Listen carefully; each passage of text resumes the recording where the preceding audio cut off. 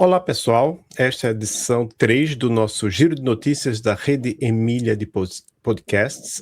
Foi interessante que o nosso Giro 2 teve bastante audiência no YouTube, teve vários comentários, teve até uma pessoa que fez um comentário que eu vou ler aqui. Em primeiro lugar, apresentar quem está aqui comigo, a Fernanda Augusta dos Santos, voluntária da Rede Emílias de Podcasts. Tudo bem, Fernanda?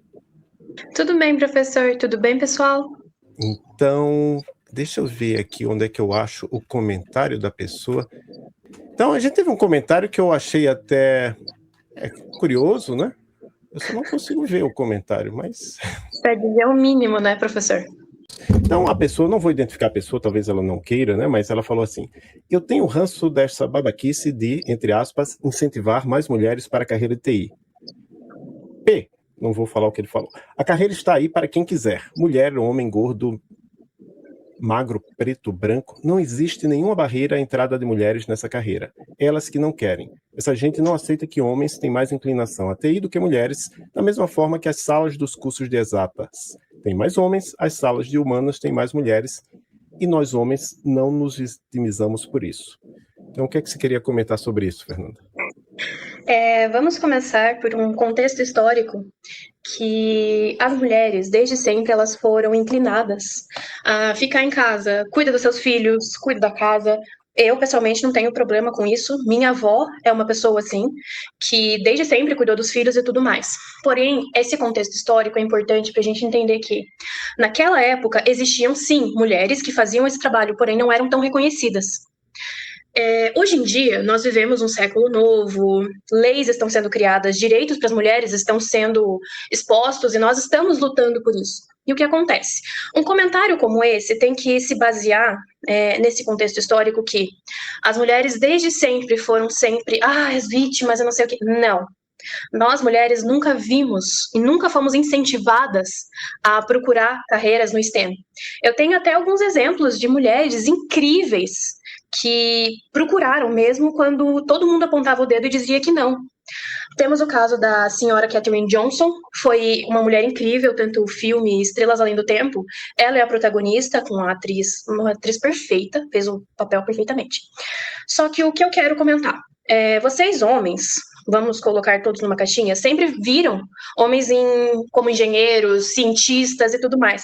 Nós, mulheres, agora estamos vendo a Katherine Johnson, Mary Curie e várias outras, até mesmo hoje em dia, começando a ocupar esses espaços. Nós, mulheres, precisamos ter esse incentivo e verificar que sim, nós podemos. E um comentário como esse não tem base científica, não tem base biológica, não tem o mínimo conhecimento sobre o gênero feminino. Porque você dizer que porque só homens vão para a área exata ou assim vai, é uma coisa que eu posso eu mesma bater e dizer que isso só acontece por causa do machismo e misoginia. Nós, mulheres, sofremos hoje em dia por conta disso, porque nós não temos, como que eu posso dizer, nós não somos vistas nessa área. E eu, como mulher, já vi várias vezes e também, infelizmente, acontece comigo que nós não entramos nessas áreas e sempre somos solitárias.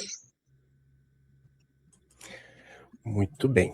Então, continuando aqui, né, eu não vou comentar nada, a última palavra é sua. Eu acho que parte do objetivo do Emílias Podcast é dar voz às mulheres aqui. E aí aconteceu também uma coisa, a gente vai falar sobre coisas boas depois, mas essa também foi uma coisa bem triste, né? Alunos do curso de Engenharia de Computação do Instituto Tecnológico de Aeronáutica, ITA, causaram controvérsia após apresentarem um jogo de computador baseado no caso de Jeffrey Epstein. Para quem não sabe, Jeffrey Epstein foi um predador sexual, um agressor sexual, pedófilo, enfim, coisas horríveis. E só você fazer um jogo inspirado nisso, né? É uma coisa terrível. Ofensivo às próprias vítimas, não é, professor? Exatamente. Então, um caso vergonhoso lá no ITA, não sei se o ITA já se manifestou sobre isso. E aí, complementando isso, eu vi também um post da Iris van Ruijs, o Royce, não sei como pronuncia o nome dela, ela é holandesa. Ela vai além, né? Que ela diz assim: os pesquisadores e departamentos da área de STEM, incluindo inteligência artificial, precisam realmente enfrentar essa realidade, mas até agora O silêncio no meu meio tem sido ensurdecedor. Que realidade? A realidade é que, aí eu vou colocar as palavras de outra pesquisadora, quer dizer, eu não sei se ela é pesquisadora, mas eu vi no LinkedIn, Pamela Wisniewski. Quando se fala de Jeffrey Epstein, o foco geralmente recai sobre um único homem e os crimes horrendos que ele cometeu. Mas outra questão é, como ele conseguiu circular tão facilmente nos círculos acadêmicos e científicos de elite durante anos? Então, o que a Iris, que a Pamela estão dizendo é que o Jeffrey Epstein tinha excelente contato com Bill Gates, criador, fundador da Microsoft, com vários professores do MIT, enfim, eu não vou lembrar todos os nomes aqui, mas gente grande na computação tinha bons contatos com ele. Essas pessoas podem até argumentar que, não, ele dava dinheiro para a gente, o dinheiro dele era para pesquisa, mas alguns contatos desses aconteceram depois que ele já tinha sido condenado. Então, é muito estranho. Era o tipo de dinheiro que você deveria dizer, não, esse dinheiro eu não quero, para mim é um dinheiro sujo, não quero dinheiro de Jeffrey Epstein, mas as pessoas não fizeram nada. E aí, você trouxe, Fernando, uma notícia, eu queria que você falasse um pouco sobre essa notícia aqui. Estudante de biotecnologia roda Doom em bactérias. Entenda, o jogo rodou em seres vivos, mas pode levar mais de 500 anos para ser finalizado desse jeito. Então, o que é Doom? Que tipo de jogo é esse? Por que rodar em bactérias é relevante? Então, Doom é um jogo antigo, sabe? Aquele antigo, entre aspas. Não vou me lembrar exatamente, mas é para baixo de 98. E a internet tem uma piada de se tem uma tela, Doom roda. O Doom é um jogo que você caça e mata demônios. Você assume o papel do Doom Slayer, que é um cara que nunca aparece o rosto dele. Porém, essa notícia se torna engraçada porque como que você chega nessa conclusão que sim, vamos colocar células humanas para rodar Doom? E essa piada tem sido feita junto com várias outras coisas. Calculadora científica, MacBooks também. Aquela telinha que fica após o teclado, também fizeram rodar, e essa é uma notícia engraçada por causa disso, porém muito interessante, porque mostra que é muita inteligência para uma pessoa só, você parar para pensar, não, eu vou rodar Doom isso aqui. E é uma descoberta científica. Eu olhei assim o vídeo assim por cima, não consegui entender. Mas aí a gente continuou conversando sobre esse tema lá no nosso grupo interno e viu que tem várias. Não lembro se foi essa notícia que veio antes ou depois, mas teve várias notícias sobre criadoras de jogos que são mulheres que eu, por exemplo, vou começar por essa primeira, Carol Shaw. Ela foi criadora do River Raid. O River Raid é um jogo mais antigo que o Doom. Eu joguei bastante River Raid no Atari e é um jogo criado por uma mulher e ela foi a primeira produtora de games no mundo, segundo uma das matérias aqui. Nasceu em 1955, formada na Universidade da Califórnia. Uma coisa interessante que fala um pouco sobre o passado de STEM, talvez, né? Que ela disse assim, quando questionada a respeito de gênero e como era tratada na época, Carol se lembra de alguns problemas que passou, mas disse ao site Polygon que não discutíamos gênero ou idade, nós só produzíamos jogos que achávamos que seriam divertidos. A gente vai deixar vários links sobre ela, mas aí eu perguntei até para você o seguinte, você sabe o que é o Gamergate? Sei, infelizmente, na época, eu acho que eu deveria ter 10 anos, por aí, eu costumava jogar num notebook mesmo, eu lembro até que era um Acer, antigo que eu digo, 2014, 2015. E eu lembro que existiam alguns jogos online que naquela época eram amplamente falados, vamos jogar. Só que nessa época eu era criança e eu caí na esparrela de falar alguma coisa. Eles descobriram que eu era uma menina. E foram comentários, assim, escabrosos. Eram comentários que falavam não só da minha pessoa, eles não me conheciam. Eram comentários misóginos, eram comentários, às vezes, até raciais. Eles nem sabiam qual era a cor da minha pele. Eram comentários, assim, que me fizeram nunca mais jogar jogos online.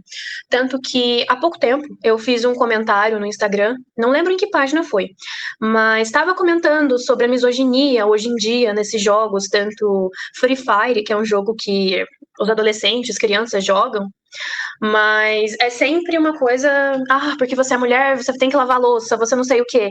E isso acaba que afasta as meninas desses jogos, afasta uma visão, deixa até o jogo mais leve, porque nós mulheres acabamos deixando o jogo mais leve. E, assim, depois disso, eu só joguei jogos offline. E tem, sim, as suas exceções, como o jogo Warframe. Vou até deixar uma recomendação para quem quiser.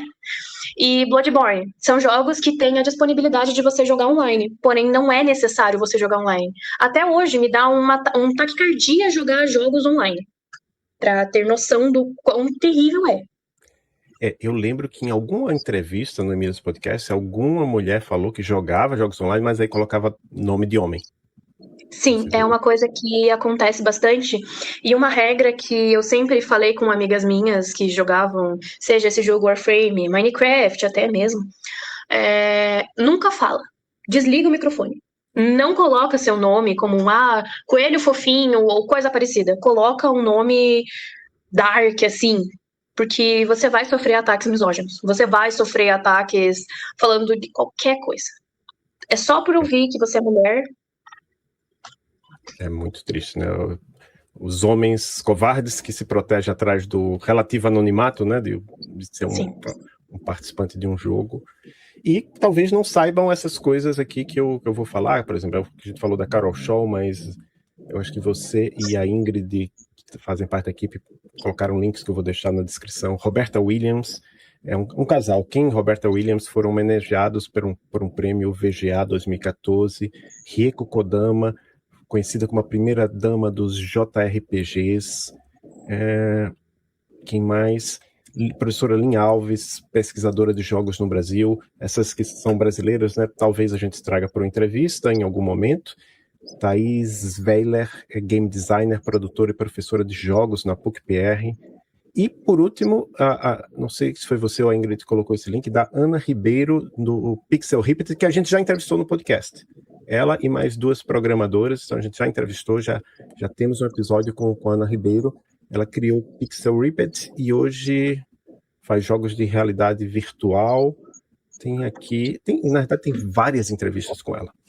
Enfim, eu acho que eram essas as notícias de hoje. Você quer falar mais alguma coisa, Fernanda? Deixar uma mensagem final para as meninas e mulheres que estão nos escutando e também para os homens? Então, tenho várias mensagens, tenho comentários a serem feitos, mas eu vou resumir em poucas palavras, porque, obviamente, é um giro, nós temos que ir rápido. A principal é: sejam pacientes, homens, sejam pacientes com as mulheres, porque vocês vieram de uma. E para o pessoal entender que não é porque você não vê uma mulher naquela área que não significa que ela não pertence àquela área.